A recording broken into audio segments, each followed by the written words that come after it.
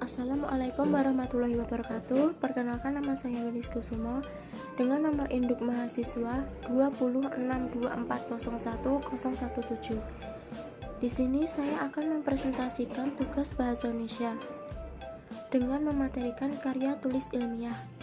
Tentunya di sini saya akan ditemani oleh partner saya, Ulfi Hanif, dengan nomor induk mahasiswa 20624010116.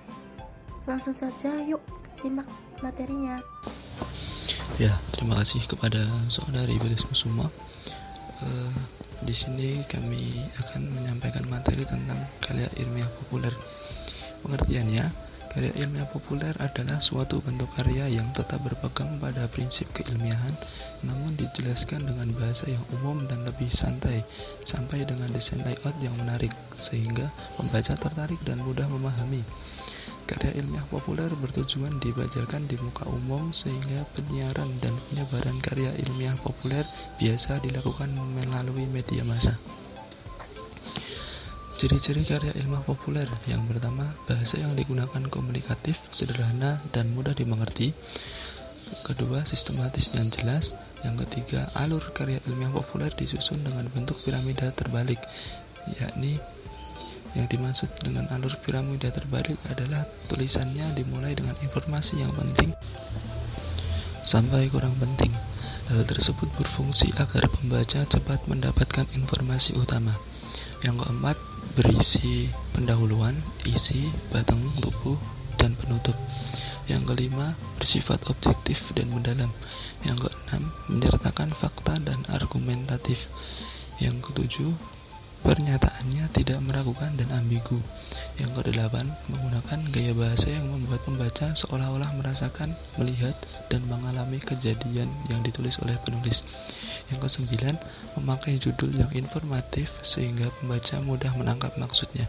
Dan yang terakhir, dapat dikreasikan dengan mendesain jenis huruf, ukuran, jarak antar baris, dan lebar paragraf dengan tujuan agar nyaman dilihat oleh pembaca sehingga mudah dipahami. Perbedaan karya ilmiah dan karya ilmiah populer. Yang pertama, karya ilmiah menggunakan bahasa baku dan formal, sedangkan karya ilmiah populer menggunakan bahasa yang santai atau informal. Yang kedua, karya ilmiah menggunakan gaya bahasa yang baku, sedangkan pada karya ilmiah populer disajikan dengan gaya bahasa yang lebih bebas. Yang ketiga, karya ilmiah biasa dipublikasikan di perpustakaan, website pendidikan untuk kalangan pendidikan saja, sedangkan karya ilmiah populer dipublikasikan melalui media massa seperti tabloid, majalah, koran, dan untuk khalayak umum. Penyajian karya ilmiah populer.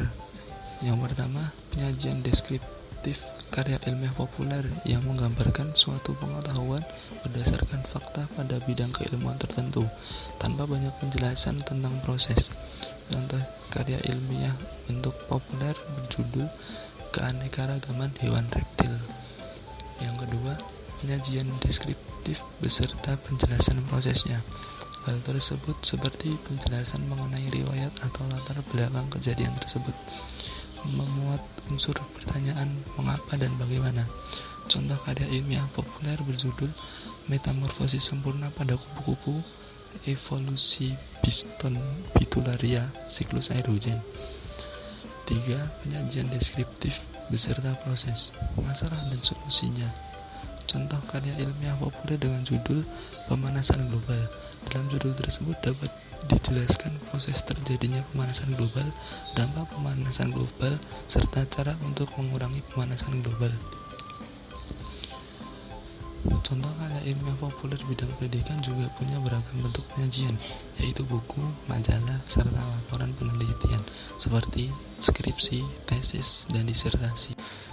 Selain itu, terdapat juga karya tulis ilmiah populer yang merupakan bagian dari karya tulis ilmiah. Cara menyusun karya ilmiah populer: mencari topik dalam sudut pandang keingintahuan masyarakat awam.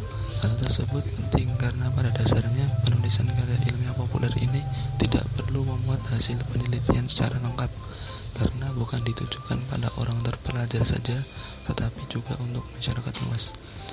Yang kedua, karya ilmiah populer adalah bentuk tulisan yang memperhatikan fakta dan unsur ilmiah. Oleh sebab itu, penjelasannya memperhatikan keilmiahan bukan berdasarkan keindahan bahasa. Yang ketiga, pada karya tulis ilmiah populer lebih menekankan pada unsur mendidiknya sehingga bersifat objektif.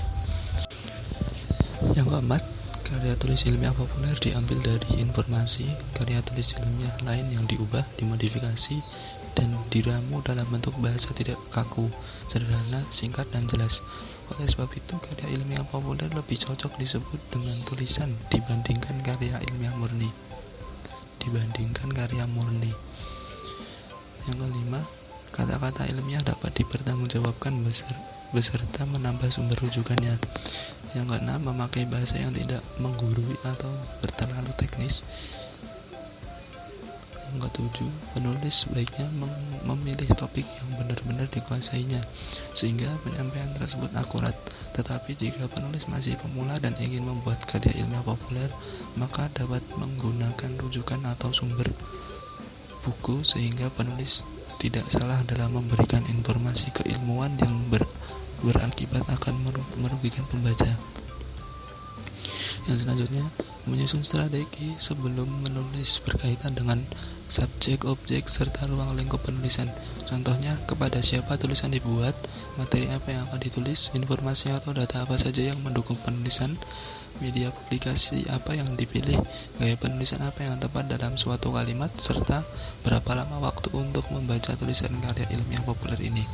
Yang selanjutnya, membuat tema yang aktual dan terjadi di sekitar kita sehingga mudah dicerna oleh pembaca karena dapat ditemui di kehidupan sehari-hari. Yang selanjutnya, dapat menyajikan sebuah informasi penemuan baru yang dikaitkan dengan manfaat apa saja yang didapat oleh masyarakat terhadap penemuan tersebut. Contoh karya ilmiah populer, manfaat seismograf untuk mendeteksi bencana gempa, pemetaan aplikasi GIS sebagai penyebaran data yang mudah. Contoh tersebut dapat diketahui bahwa masalah karya ilmiah populer seringkali mengangkat topik yang berkaitan dengan masyarakat awam. Contoh karya ilmiah populer bisa dalam bentuk paper, artikel, essay, atau future.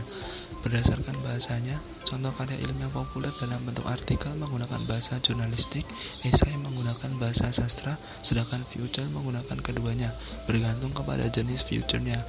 Contohnya, pada future jenis pengetahuan banyak menggunakan bahasa jurnalistik, sedangkan future jenis human interest lebih banyak menggunakan bahasa sastra.